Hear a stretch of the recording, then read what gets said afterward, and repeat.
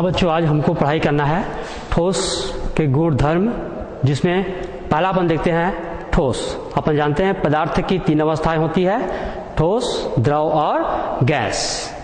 जिसमें ठोस किसको बोलते हैं अपन?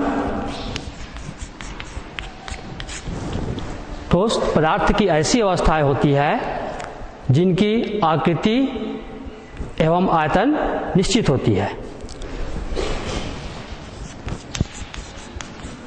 ठोस ऐसे पदार्थ हैं जिनकी आकृति एवं आयतन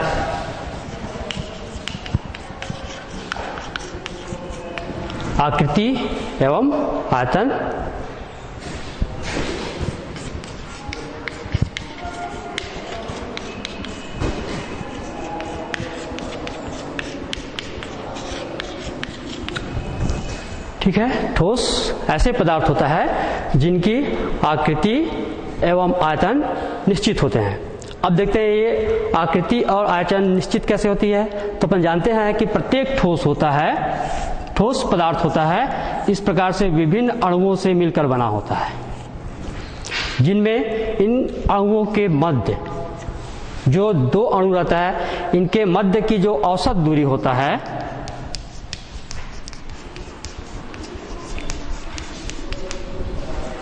इनके औसत दूरी होता है वह निश्चित होती है।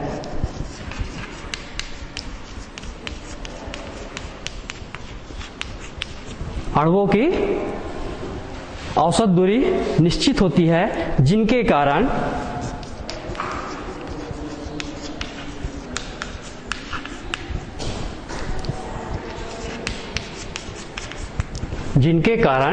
ठोस की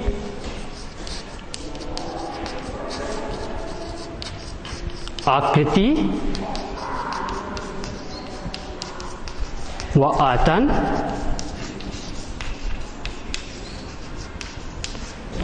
निश्चित होती है।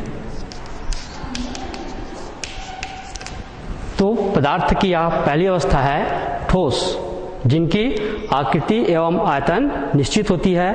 और इनका कारण क्या होता है? इनका कारण होता है कि जो इनके अणु होता है, ठोस में जो अणुएं होती है, उनके मध्य की जो औसत दूरी होती है वो निश्चित होती है। इन पर समय के साथ कोई परिवर्तन नहीं होता है, जिसके कारण इनके अणुओं के मध्य लगने वाले जो बल होता है वह संतुलित रहता है। परिणाम स्वरूप इनकी आकार एवं आयतन निश्चित होती है। ठीक है।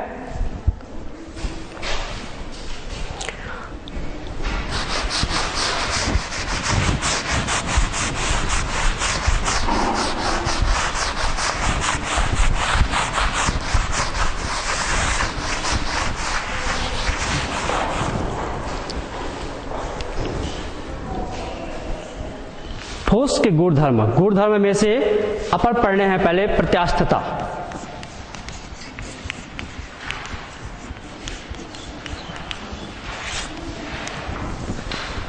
तो प्रत्यास्थता सिंपल सी बात है। जनरली अपन क्या देखते हैं, कोई भी अगर किसी रबड़ को देखते हैं, अपन रबड़ को लेते हैं, तो रबड़ को लेने पर अगर उनकी अपन खिंचाई करते हैं, रबड़ को उस पर बल लगाते हैं, तो देखा क्या जाता है कि जब बल लगाएंगे तो रबड़ तन जाता है। साथ ही साथ अगर बल लगाना छोड़ देते हैं तो वह पुनः अपनी प्रारंभिक अवस्था में आ जाती है। पदार्थ के इस गुण को प्रत्यास्थता कहा जाता है। अर्थात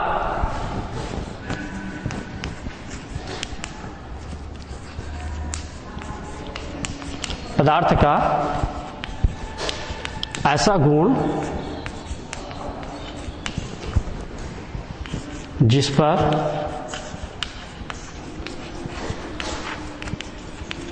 विरूपक बल लगाने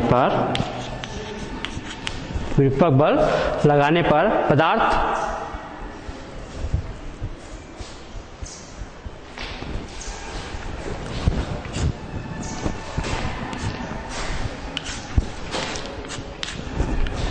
प्रत्यास्थता किसके बोलते हैं? पदार्थ का ऐसा गुण होता है जिस पर विरूपक बल लगाने पर पदार्थ अपने होने वाले परिवर्तन का विरोध करता है तथा विरूपक बल को हटा लेने पर पदार्थ अपनी पुनः प्रारंभिक अवस्था में आ जाती है। अर्थात पदार्थ का ऐसा गुण जिस पर विरूपक बल लगाने पर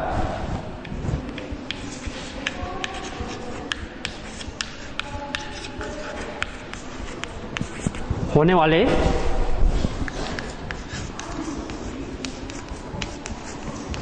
परिवर्तन का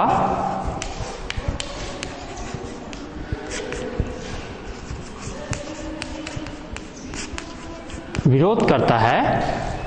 ऐसा गुण होता है जिस पर विरूपक बल लगाने पर उसमें होने वाले परिवर्तन का विरोध करता है तथा बल को हटा लेने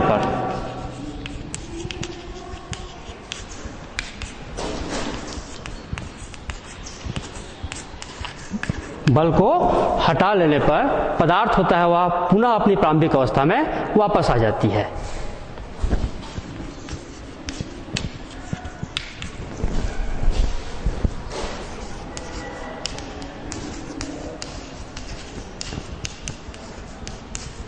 पुनः अपनी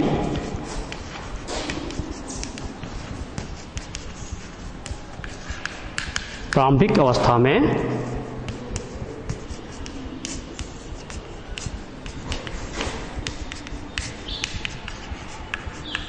वापस आ जाती है। तो इस गुण को बोला जाता है प्रत्यास्थता।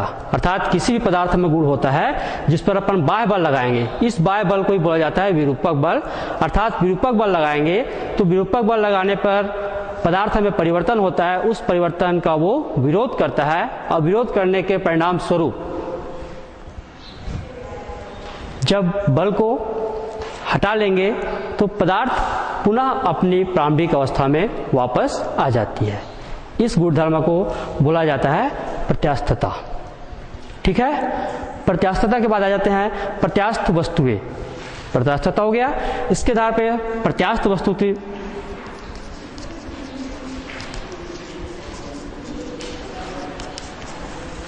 प्रत्यास्थ वस्तु या प्रत्यास्थ किसको बोलते हैं? तो ऐसा वस्तु होता है जिसमें विरूपक बल लगाने पर परिवर्तन होता है और विरूपक बल को हटा लेते हैं तो पदार्थ पुनः अपनी प्रारंभिक अवस्था में आ जाता है। अर्थात ऐसे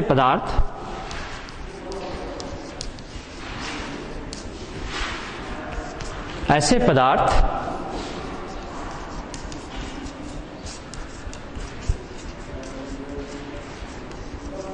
जिसमें विरूपक बल लगाने पर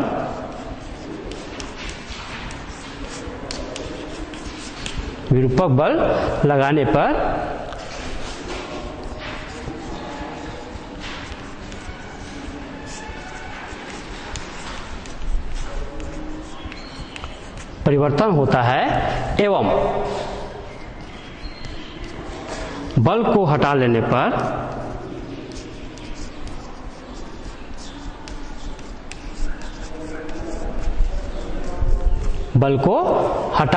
वस्तु अपनी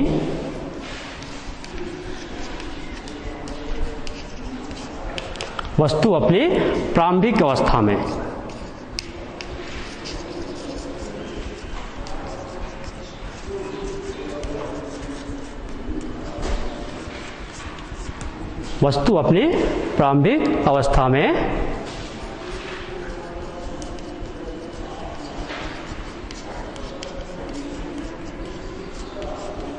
वापस आ जाती है। जैसे एग्जाम्पल देखते हैं अपन, उदाहरण के तौर पर कौन कौन सी वस्तु हो सकती है जो प्रत्यास्थ वस्तुएं कहलाएंगी। तो इसमें अपन देखते हैं रबड़ को अपन खींचेंगे, फैल जाती है और उनके बाद पुनः जब उस पर बल लगाना छोड़ देंगे तो अपनी वापस अवस्था में आ जाती है। इसी प्रकार जैसे इस्पात नर्म लोहे, या अपन देखे हैं स्प्रिंग को भी अपन देखते हैं, खींचते हैं तो स्प्रिंग में फैलाव हो जाता है और जैसे उस पर बल लगाना छोड़ देते हैं तो पुनः अपने वापस अवस्था में पहुंच जाती है। तो ये सभी वस्तुएं कहलाती है प्रत्यास्थ वस्तुएं। साथ साथ इस वस्तु में जो परिवर्तन होता है वो अस्थायी होता है। अस्थायी होता है, इसका मतलब ये है कि जैसे ही हम बल लगाना छोड़ देंगे तो वस्तु पुनः अपनी प्रारंभिक अवस्था में वापस आ जाती है। तो ये हो गया प्रत्यास्थता एवं प्रत्यास्थ वस्तुएं। इस वस्तुएं के विपरीत होता है वो कहलाता है सुघट या प्लास्टिक वस्तुएं।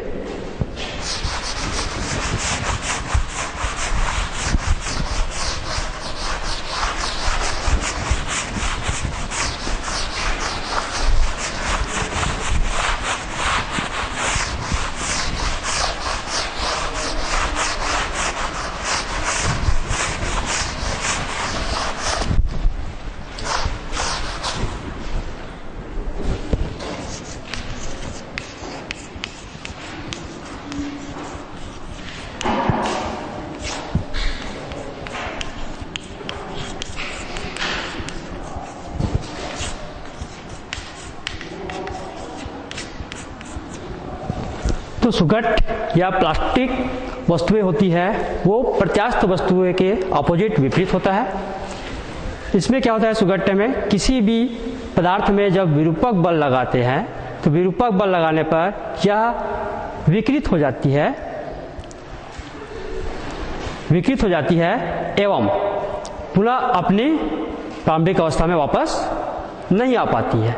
अर्थात इनमें जो परिवर्तन होता है वो स्थायी होता है। ऐसे पदार्थ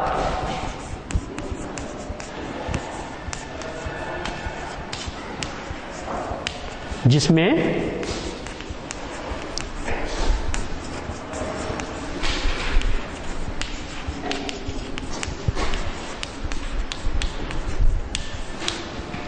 ऐसे पदार्थ होता है जिनमें विरूपक बल लगाने पर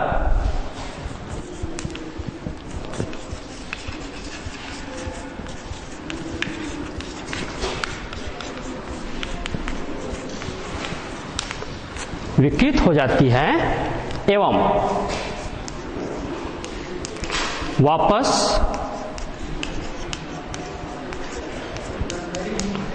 ऐसे पदार्थ होते हैं जिन पे विरूपक बल लगाएंगे तो विरूपक बल लगाने पर ये वस्तुएं होती है वो विकृत हो जाती है एवं वापस अपनी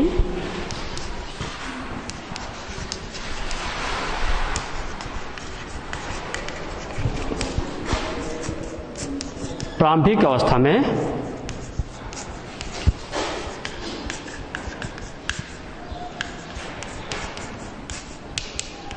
नहीं आ पाती।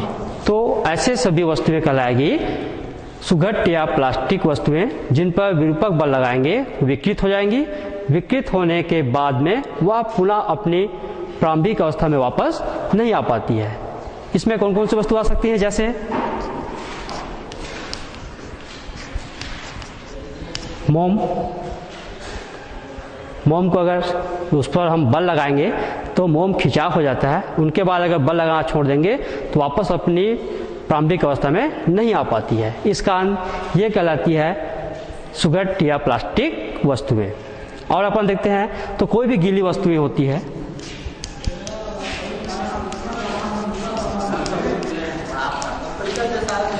कोई भी गीली वस्तु होती है, ये भी सुघट के वस्तु या प्लास्टिक वस्तुएं कहलाती है। ठीक है, तो प्रत्यास्थ वस्तुएं हो गया और सुघट या प्लास्टिक वस्तुएं हो गया। और इसमें जो परिवर्तन होता है या स्थायी होता है। स्थायी मतलब अगर इस पर बल लगाएंगे तो पुनः ये अपनी वापस प्रारंभिक अवस्था में नहीं आ पाती है। इसी कारण से इसमें जो परिवर्तन होता है कैसा होता है, वो स्थायी होता है। ठीक है, अब अपन देखते हैं, दोनों में अंतर देख लेते हैं, प्रत्यास्थ वस्तुएं और सुघट्य वस्तुएं में या प्लास्टिक वस्तुएं में। तो अंतर देखते हैं अपन।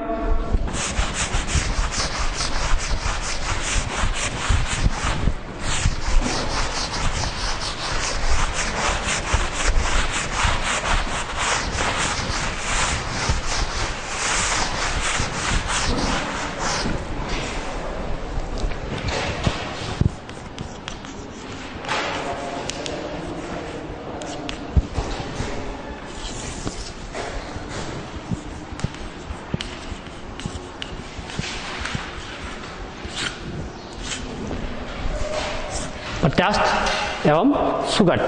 पहला अंतर होगा इनकी परिभाषा देखते हैं, डेफिनेशन।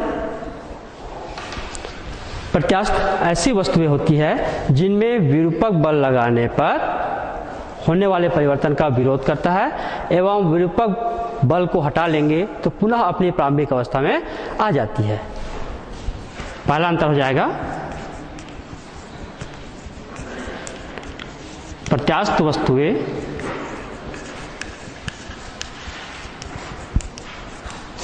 विरूपक बल लगाने पर होने वाले परिवर्तन का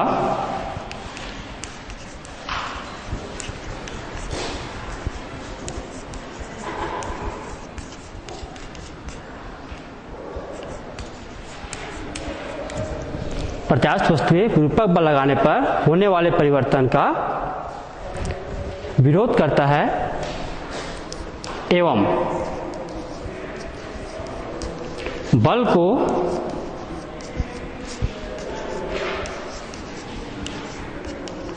हटा लेने पर पुनः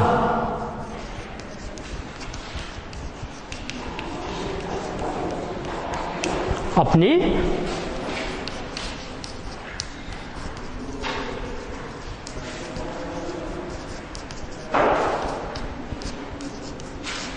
प्रारंभिक अवस्था में वापस आ जाती है।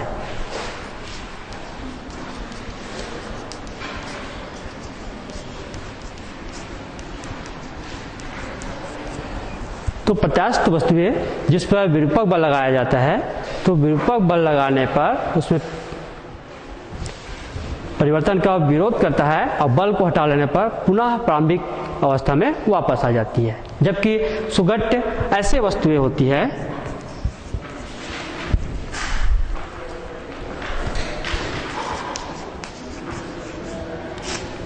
सुघट्य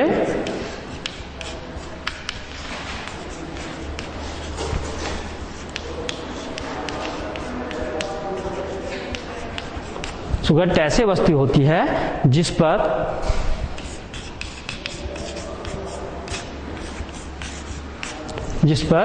विरूपक बल लगाने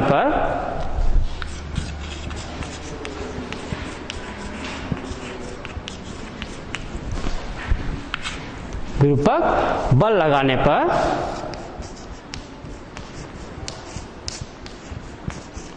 विकृत हो जाती है।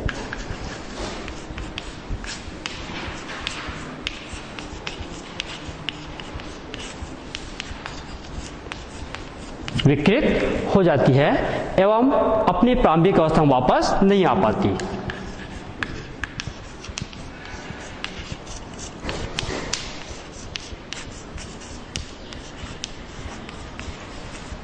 एवं अपनी प्रारंभिक अवस्था में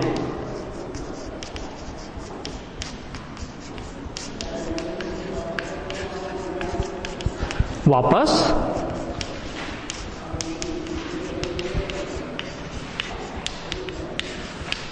नहीं आ पाती।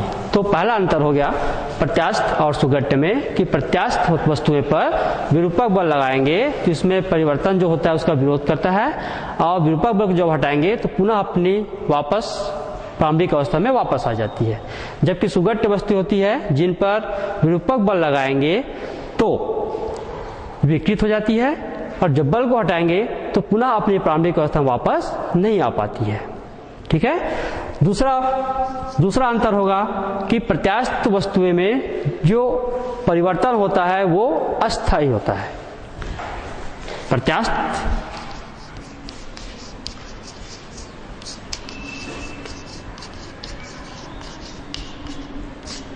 प्रत्यास्थ वस्तुएं में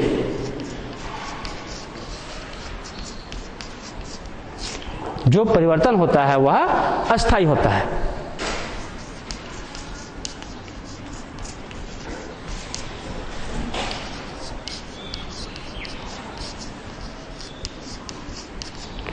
जबकि सुघट्य वस्तुओं में जो परिवर्तन होता है वो स्थायी होता है।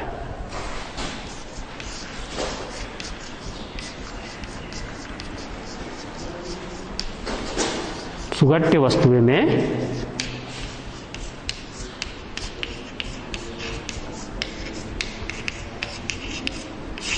परिवर्तन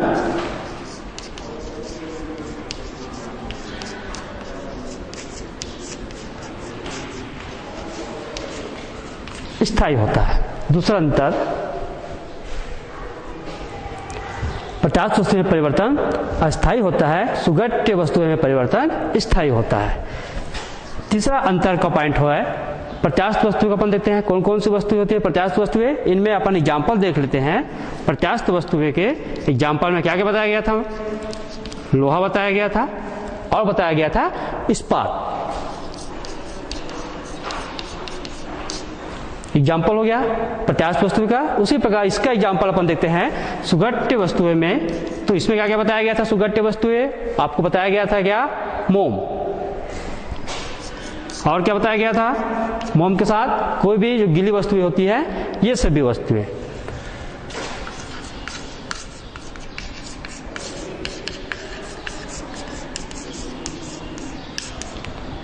तो ये है अंतर है प्रत्यास्थ वस्तुएं और सुगठ्य में।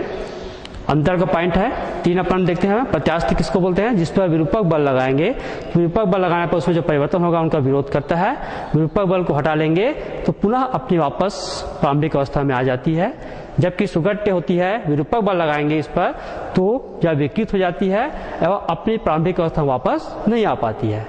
दूसरा अंतर अपन देखते हैं तो प्रत्यास्थ वस्तुएं में जो परिवर्तन होता है वो अस्थायी होता है, जबकि सुगठ्य वस्तुएं में जो परिवर्तन होता है वो स्थायी होता है। इनका तीसरा अंतर देखते हैं कि प्रत्यास्थ किन किन वस्तुओं को बोलेंगे? लोहा हो गया, इस्पात हो गया, इसी प्रकार और बहुत सारे वस्तुएं हैं। उसी प्रकार सुगठ्य वस्तुएं में अपन जो देखेंगे उसमें क्या क्या हो सकता है? मोम हो सकता है, कोई भी गीली वस्तुएं हो सकती है। तो ये दोनों वस्तुएं अंतर हो गया प्रत्यास्थ और सुगठ्य में।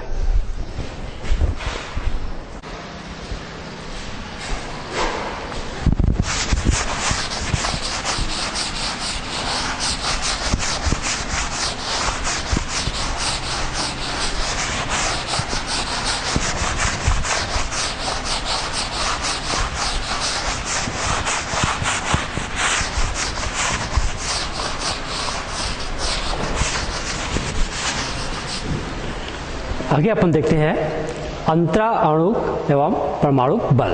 तो अंतराणुक बल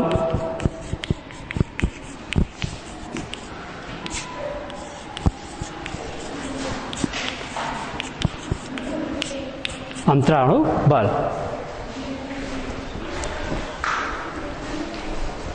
अपन जानते हैं कि कोई भी पदार्थ होता है वह अणु एवं परमाणुओं से मिलकर बना होता है।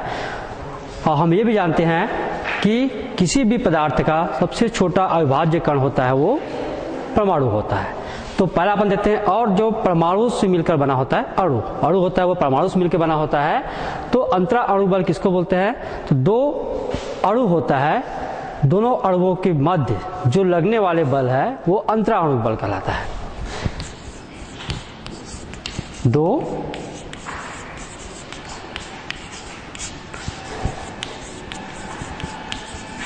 अणुओं के मध्य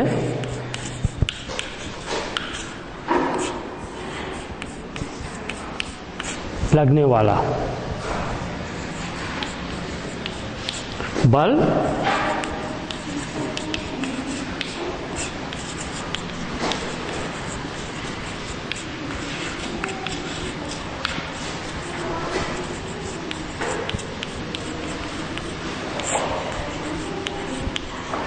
अंतराणुक बल कहलाता है। दो अणु होता है, इनके मध्य लगने वाले बल को ही बोलते हैं अंतराणुक बल। उसी प्रकार से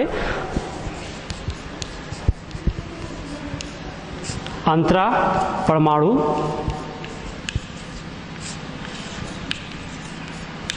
बल, तो अणु से अविभाज्य कण होता है, परमाणु होता है, तो दो परमाणु होता है, उनके मध्य लगने वाले बल को अंतरा परमाणु बल कहा जाता है। दो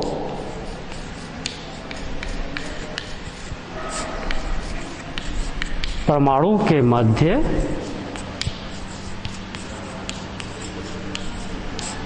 लगने वाला बल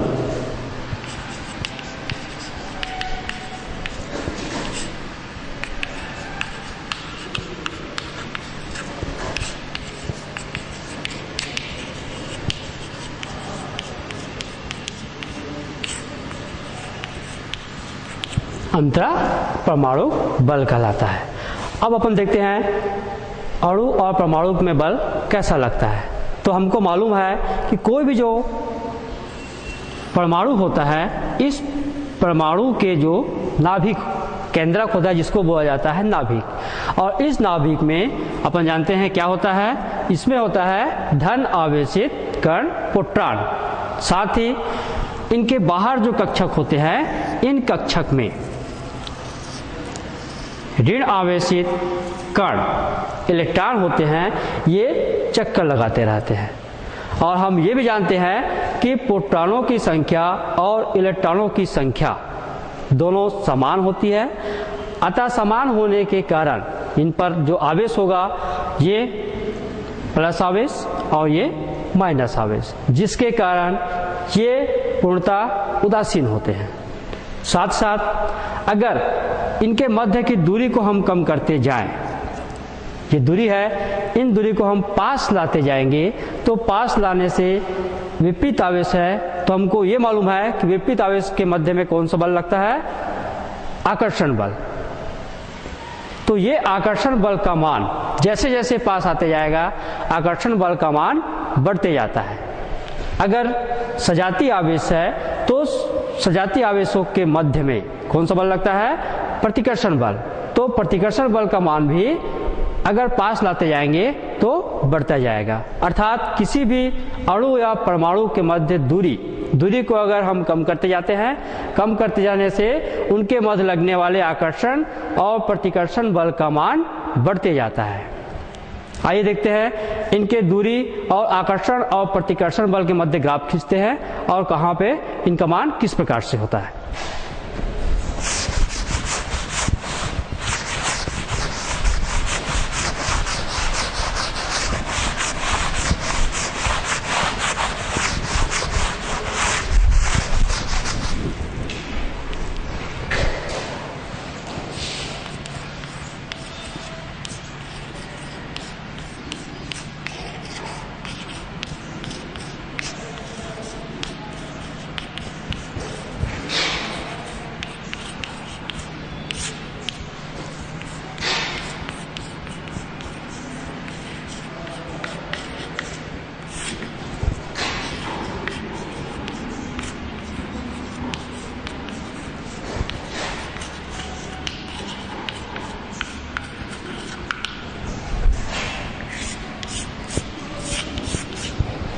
तो कोई भी अणु या परमाणु है, उनमें लगने वाले आकर्षण और प्रतिकर्षण बल, साथ ही उनकी दूरी के मध्य हम ग्राफ खींचते हैं। तो ग्राफ में हम पाते हैं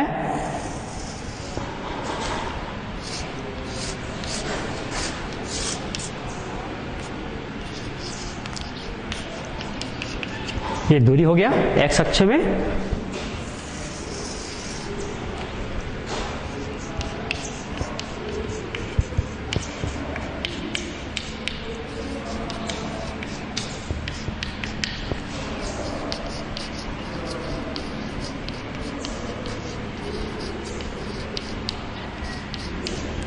मैंने पहले ही बताया है कि जब किसी भी दो अणुओं के मध्य की दूरी को कम करते जाते हैं तो उनके मध्य लगने वाले आकर्षण बल का मान बढ़ते जाता है।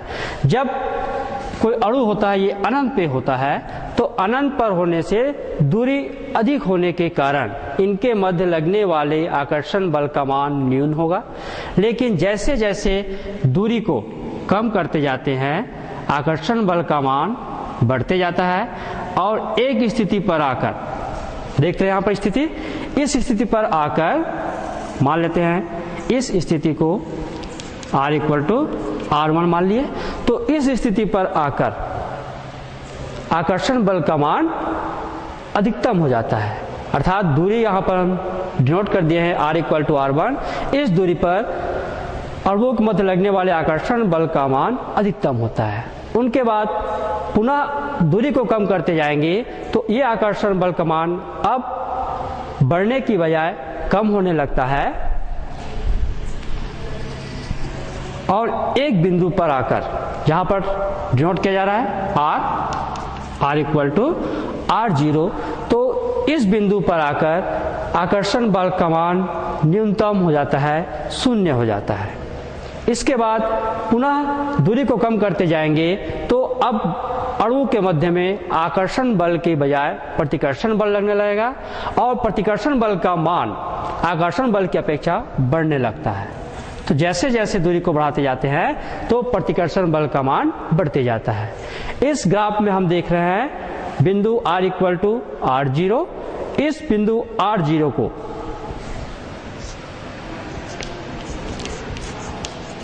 माध्य दूरी कहते हैं, क्योंकि इस दूरी पर वस्तु पर लगने वाले आकर्षण एवं प्रतिकर्षण बल का मान एक समान हो जाता है। यहाँ पर देख रहे हैं कि यहाँ पर बिंदु r इक्वल टू r0 पर इस पर लगने वाले आकर्षण बल है एवं प्रतिकर्षण बल, इन दोनों का मान होता है वो इक्वल हो जाता है। तो इस दूरी को बोला जाता है माध्य दूरी। अर्थात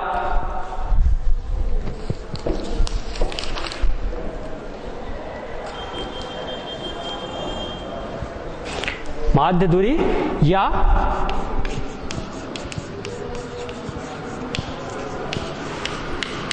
साम्य दूरी। और इस साम्य दूरी का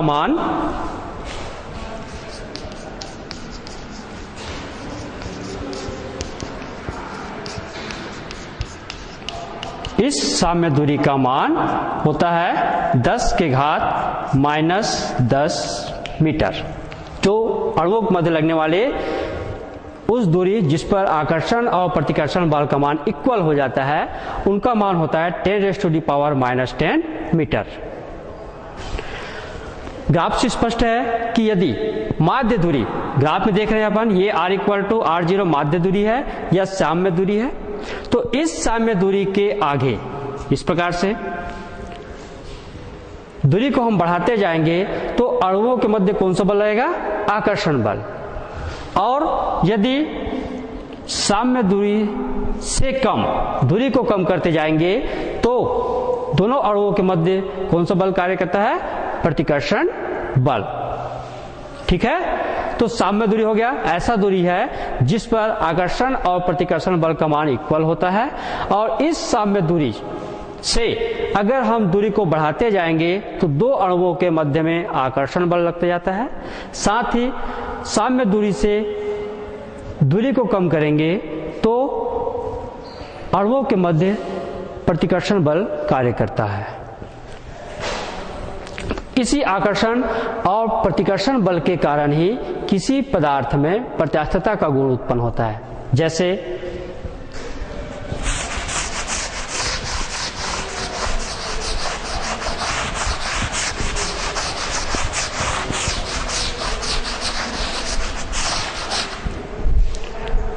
मान लेते हैं अपन स्प्रिंग मान लिए,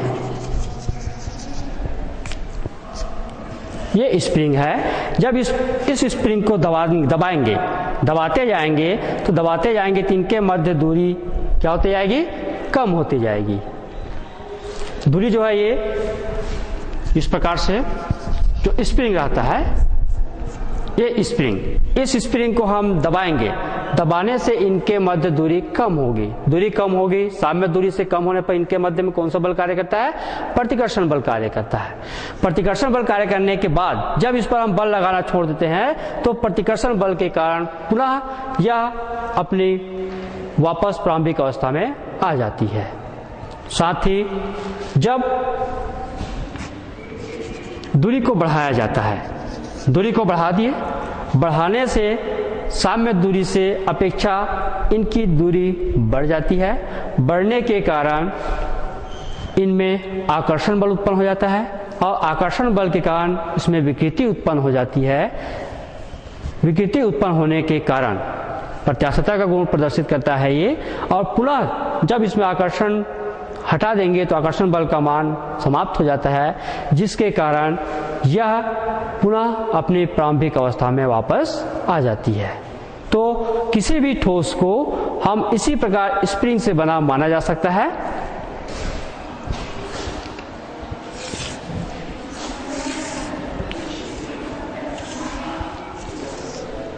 ये ठोस की अपन आकृति बनाए।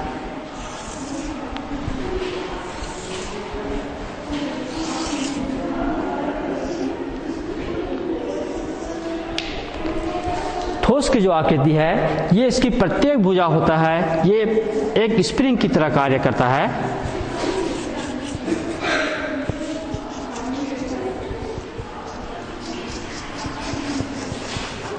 ये प्रत्येक भुजा इनकी स्प्रिंग की तरह होती है, जिससे जब इस पर हम बल लगाएंगे तो बल लगाने से इनके मध्य दूरी कम होती जाती है। दूरी कम होने के कारण इनमें प्रतिकर्षण बल का लगता है, और जब इनको छोड़ा जाता है तो दूरी अधिक हो जाने के कारण इनके मध्य में आकर्षण बल लग जाता है, और इसी के कारण आकर्षण और प्रतिकर्षण बल के कारण ये प्रत्यास्थता का गुण प्रदर्शित करती है।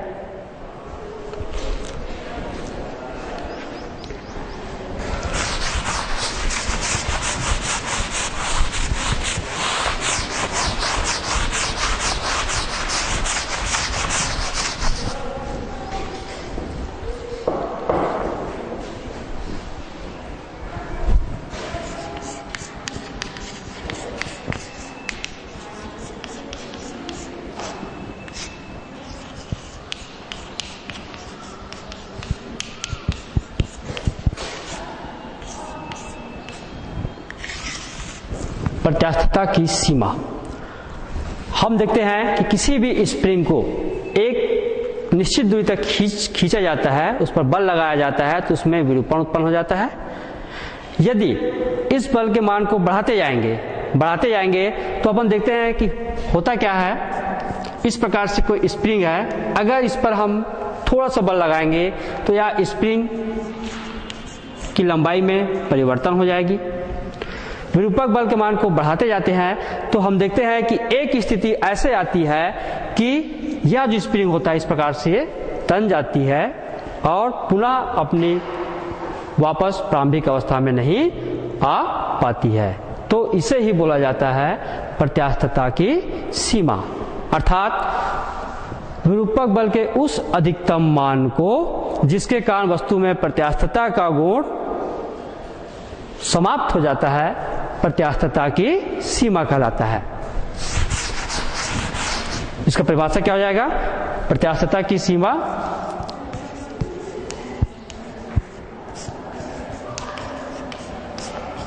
विरूपक बल के उस अधिकतम मान को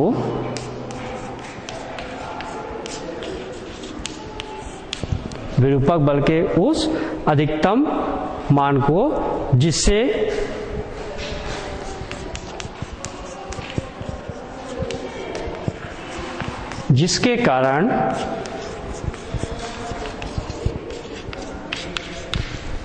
कारण वस्तु में प्रत्यास्थता का गुण समाप्त हो जाता है, प्रत्यास्थता की सीमा कहलाती है। अर्थात विरूपक बल के उस अधिकतम मान को जिसके कारण वस्तु में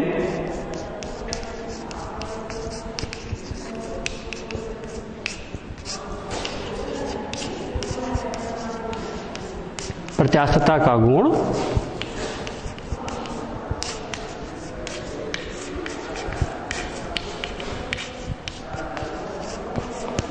समाप्त हो जाती है।